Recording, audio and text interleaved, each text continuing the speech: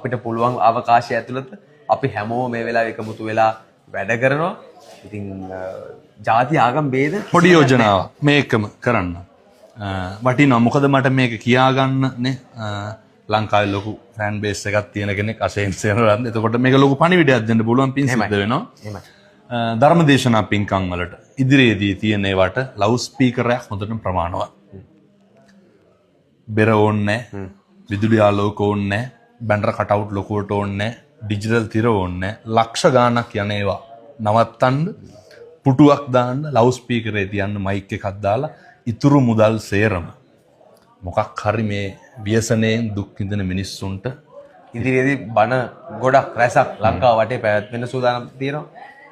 කත්නොර හාමුදුරුවෝ වඩින්න සූදානම්ින් ඉන්නවා. හැබැයි අපි ඕනවට වඩා ඒව සරසන්න ඕනේ නැහැ කියලා හාමුදුරුවෝ ඉල්ලීමක් කරනවා. මොකද තව මාස 3ක් 4ක් යනකම්වත් අපේ මිනිස්සු විඳවනවා.